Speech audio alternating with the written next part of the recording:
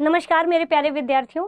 तो DSSB जो कि आपकी परीक्षा की तिथि पूरा एग्ज़ाम कैलेंडर घोषित हो चुका था, लेकिन अचानक से वेबसाइट से जो आपकी ये पूरा एग्ज़ाम कैलेंडर है, आयोग ने उसे अब हटा लिया है। और इसके पीछे का कुछ मुद्दे हैं जो कि काफ़ी समय से, जब से ये फॉर्म आपके फिलअप हो रहे थे, तभी से कुछ विवाद का कारण था। और इसके पीछे का कारण है, हम लोग धीरे धीरे इस मुद्दे पर चर्चा करेंगे। सबसे पहले तो मैं आपको बता दूं स्टूडेंट्स कि पूरी तरीके से जो ये एग्ज़ाम जो होना था आपका, वो पूरी तरीके से उसमें एज रिलैक्सेशन का ही मुद्दा था, है ना। उम्र सीमा को लेकर के ये मुद्दा चल रहा था। देखा जाए तो सबसे लास्ट टाइम में जो ये वैकेंसी थी पीआरटी के लिए, अगर मैं बात करूं तो 2021 में ये लास्ट टाइम में इसकी वैकेंसी आई थी। इसमें अगर मैं बात करूं तो जो आयु सीमा है, अभी वर्तमान में जो आयु सीमा हम देखेंगे तो वो कितना है, वो 30 वर्ष है ना।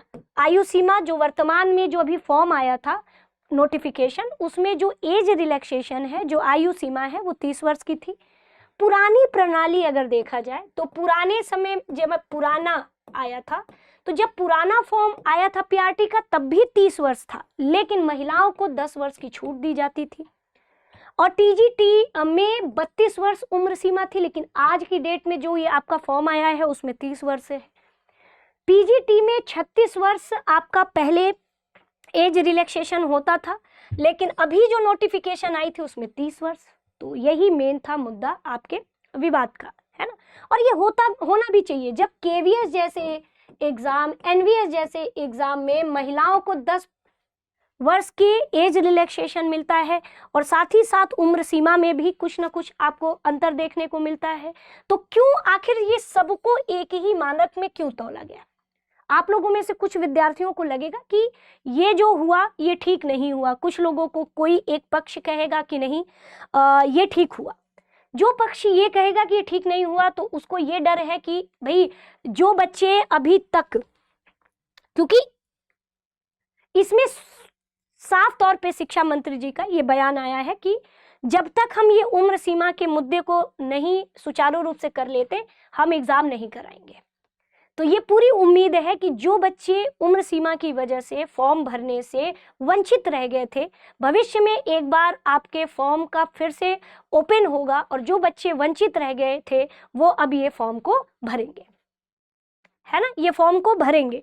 तो इसका मतलब कि वो बच्चे जिनको लगता है कि ये जो निर्णय हुआ है ये सही नहीं है, तो उनके मन में ये डर होगा कि भाई कंपटीशन बढ़ जाएगा।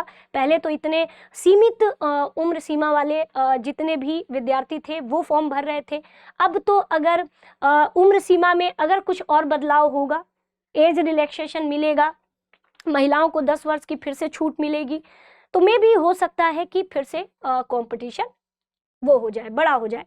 अब इसके पीछे बच्चों का तर्क क्यों था? आखिर क्यों बच्चे लगातार ये पूरी डिमांड कर रहे थे आयोग से कि ये जो उम्र सीमा है इसका क्राइटेरिया बदला जाए? इसके पीछे का जो मेन कारण था वो ये था कि अगर सबसे पहला तो बच्चों का ये तर्क था कि जैसे पीजीटी लेवल की ही अगर हम देखें तो पढ़ाई, उनका कहना था कि बीएड या डीएलएड, साथ ही साथ बीएड के साथ साथ अन्य शिक्षा को पूरी करने में ही 24-25 साल हो जाते एज। और साथ ही साथ इतने लंबे अंतराल में जो वैकेंसी आती है, तो लंबे अंतराल में वैकेंसी की वजह से जब वैकेंसी ही नहीं आई तो बच्चे फॉर्म भरने से वैसे ही वंचित हो गए, बाहर हो गए। तो इनका तर्क यही था कि या तो समय समय पर वैकेंसी आए, है ना, और नहीं तो अगर लंबे अंतराल पे वैकेंसी आ रही है तो उसमें एज रिलैक्सेशन मिले, यानी कि उम्र में, है ना, छूट मिले, या फिर उम्र का क्राइटेरिया चेंज किया जाए, उम्र की सीमा और बढ़ाई जाए, है ना, उम्र की सीमा और बढ़ाई जाए, यानी जो 30 वर्ष दिया गया है अब ये पहले की तरह हो। हालांकि पीआरटी में पहले से भी 30 वर्ष था, लेकिन फिर भी पीआरटी वाले बच्चों का भी ये कहना अपनी जगह सही है कि जब 2021 के बाद वैकेंसी नहीं आई, 4 सालों तक वैकेंसी नहीं आई, 5 सालों तक, 4 सालों तक, तो आखिर जब वैकेंसी नहीं आएगी तो हम तो ऐसे ही, है ना, एज के कारण हम ऐसे ही बैठे बैठे वंचित हो गए, जब हमें मौका ही नहीं मिला फॉर्म डालने का। तो ये तो काफ़ी अन्यायपूर्ण है। तो इस वजह से ये सारे जितने भी पक्ष हैं इनका सुनते हुए शिक्षा मंत्री जी का यही निर्णय है कि अभी परीक्षा को हम थोड़ा सा स्थगित करेंगे, नहीं होगी आपकी परीक्षा, और एग्ज़ाम कैलेंडर जो आयोग ने पहले से ही अपने वेबसाइट पर लगा रखा था उसे भी वहाँ से हटा लिया गया है। यानी कि अब परीक्षा तिथि भी नहीं होगी, और वो बच्चे जो हो सकता है कि एज के कारण, अधिकतम आयु सीमा के कारण जो वंचित हो रहे थे, तो उन्हें फिर से, है ना, एक बार फिर से फॉर्म भरने का मौका मिले, जो बच्चे पहले फॉर्म भरने से वंचित हो रहे थे। तो ये उन बच्चों के लिए ये भी बात सही है बच्चों कि काफ़ी अन्यायपूर्ण है, ये ठीक नहीं है। तो सबको मौका मिलना चाहिए, क्योंकि इतने लंबे समय से वैकेंसी आती नहीं है, और आती है तो सीधे फॉर्म भरे बिना ही हम वंचित हो जाए, तो ये काफ़ी, है ना, अन्यायपूर्ण है। तो इसी चीज़ को देखते हुए बच्चों अभी आपका जो पेपर है, अभी फिलहाल के लिए अब नई तारीख आएगी, फिर से हो सकता है कि फिर से एक बार फॉर्म भरने का आपको मौका मिले जो बच्चे वंचित हो गए थे।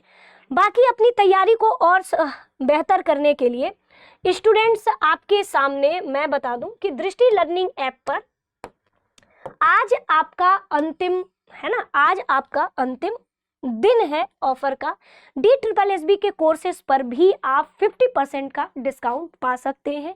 साथ ही साथ किताबों पर 25% तक की छूट, और टेस्ट सीरीज और ऑनलाइन कोर्सेज पर 50% तक का आप डिस्काउंट पा सकते हैं। और आज अंतिम तिथि है दृष्टि लर्निंग ऐप पर 25 तारीख से ही, और आज आपका 29 दिसंबर जो कि आज 12 बजे आपका लास्ट समय सीमा है।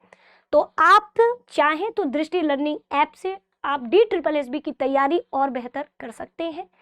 तो आज ही दृष्टि लर्निंग ऐप ओपन करिए और उसमें टीचिंग सेक्शन में जा कर के 50% आपका डिस्काउंट दिखाएगा, आराम से आप परचेस कर सकते हैं।